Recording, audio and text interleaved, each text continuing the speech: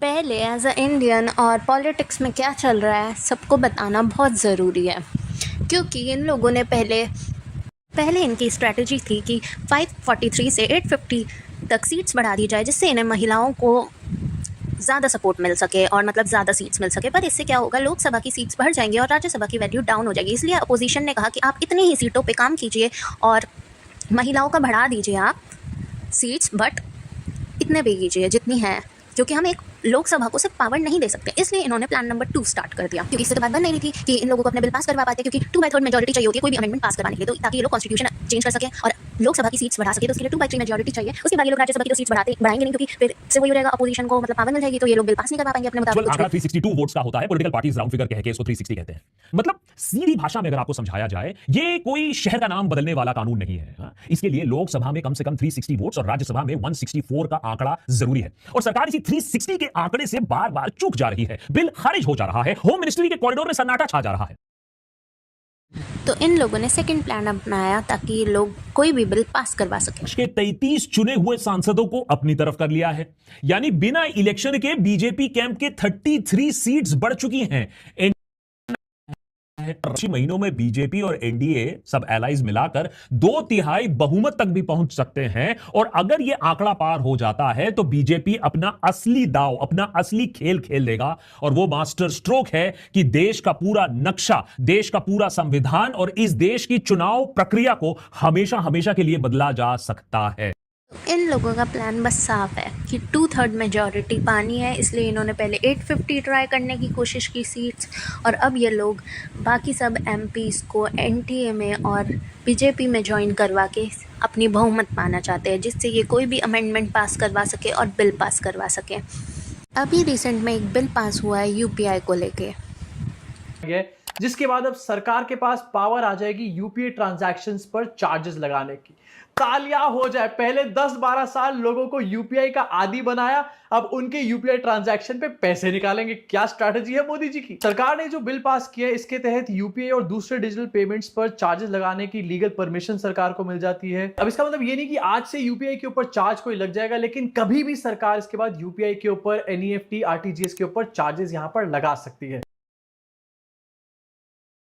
Time पर ये सवाल पूछ रहे हैं कि पैसे कमाने पर भी टैक्स, पैसे खर्चने पर भी टैक्स, हगने पर टैक्स क्यों नहीं लगा देते। वैसे अगर हगने पे लगा दिया तो पार्लियामेंट से ज्यादा रेवेन्यू निकल कर आएगा। तो अब ये न्यूज बाहर आने के बाद जब बखेड़ा खड़ा हो गया, तो निर्मला सीतारमण ने ये कहा कि नहीं नहीं, ऐसा कुछ भी नहीं है और ये सिर्फ मर्चेंट्स के ऊपर यहां पर लगाई जाएगी। बट आपको याद दिलाना चाहता हूं, क्रेडिट कार्ड के मैटर में भी मर्चेंट के ऊपर ही यहां पर चार्जेस लगाए जाते हैं, लेकिन होता क्या है, मर्चेंट वो चार्जेस कस्टमर के ऊपर पास ऑन कर देता है। एंड जब भी आप किसी शोरूम में कुछ बड़ा खरीदने जाते हो तो आपको दुकानदार कहता है अगर कार्ड से पेमेंट करोगे तो 2% एक्स्ट्रा लगेगा। यहां पर भी वही होने वाला है, मुबारक हो। और अगर अब आपको लग रहा है कि आपको पूरी कहानी पता चल चुकी है, तो ये भी पूरी कहानी नहीं है दोस्तों, क्योंकि अब जो मैं बताने जा रहा हूं वो आपका दिमाग हिलाने वाला है पूरी तरीके से। काफी सारी सोर्सेस से खबरें सामने आई कि ये जो बिल लाया गया है नया वाला यूपीआई पे चार्जेस लगाने के लिए, ये ट्रंप को खुश करने के लिए किया गया है। पहले हम ऑयल को यहां पर ट्रंप के हिसाब से खरीद रहे थे, अब यूपीआई भी ट्रंप के हिसाब से यूज करेंगे। हम इंडिया है या फिर अमेरिका की कोई कॉलोनी। इंडियन एक्सप्रेस की एक रिपोर्ट में बताया गया कि यूएस इस चीज को लेकर काफी चिंतित था कि यूपीआई और रुपए पे कोई चार्जेस नहीं होते थे, एंड उसकी वजह से अमेरिकन पेमेंट सिस्टम को एक बहुत बड़ा कंपटीशन यहां पर मिल रहा था। इस वजह से मोदी जी ने ट्रंप को खुश करने के लिए एक नया बिल पास कर दिया। देश के लोगों को खुश करने के लिए बिल पास नहीं करे जाते, अमेरिका के प्रेसिडेंट को खुश करने के लिए बिल पास करे जा रहे हैं यहाँ पे। और तुम किसी भी पार्टी को सपोर्ट करते हो, मुझे कोई फर्क नहीं पड़ता, लेकिन एक बार खुले दिमाग से सोचो कि ट्रंप को खुश करने के लिए एक ऐसा बिल लाया गया है जो इंडियन टैक्स पेयर की जेब पर और ज्यादा लोड यहां पर डालने वाला है।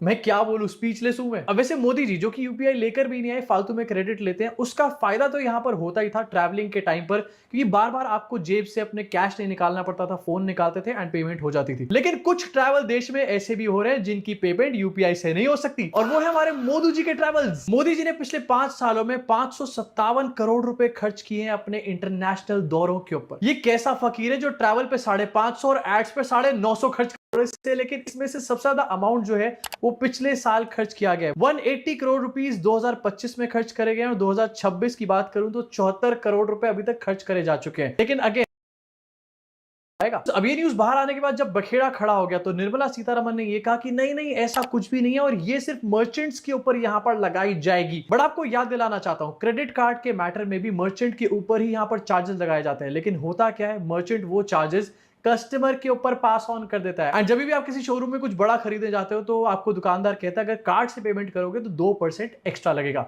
यहां पर भी वही होने वाला है, मुबारक हो। और अगर आपको लग रहा है कि आपको पूरी कहानी पता चल चुकी है तो ये भी पूरी कहानी नहीं है दोस्तों, क्योंकि अब जो मैं बताने जा रहा हूं वो आपका दिमाग हिलाने वाला है पूरी तरीके से। काफी सारी सोर्सेस से खबरें सामने आई कि ये जो बिल लाया गया है नया वाला यूपीआई पे चार्जेस लगाने के लिए, ये ट्रंप को खुश करने के लिए किया गया है। पहले हम ऑयल को यहां पर ट्रंप के हिसाब से खरीद रहे थे, अब यूपीआई भी ट्रंप के हिसाब से यूज करेंगे। हम इंडिया है या फिर अमेरिका की कोई कॉलोनी? इंडियन एक्सप्रेस की एक रिपोर्ट में बताया गया कि यूएस इस चीज को लेकर काफी चिंतित था कि यूपीआई और रुपए पे कोई चार्जेस नहीं होते थे एंड उसकी वजह से अमेरिकन पेमेंट सिस्टम को एक बहुत बड़ा कंपटीशन यहां पर मिल रहा था। इस वजह से मोदी जी ने ट्रंप को खुश करने के लिए एक नया बिल पास कर दिया। देश के लोगों को खुश करने के लिए बिल पास नहीं करे जाते, अमेरिका के प्रेसिडेंट को खुश करने के लिए बिल पास करे जा रहे हैं।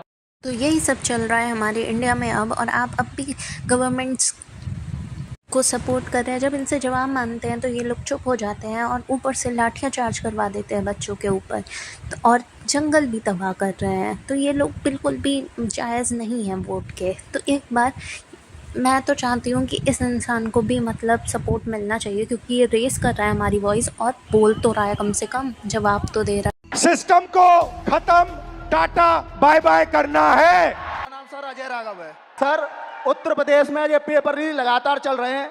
जब से माननीय योगी आदित्यनाथ जी सरकार में आए हैं तब से मैं उंगलियों पे गिना सकता हूं सर।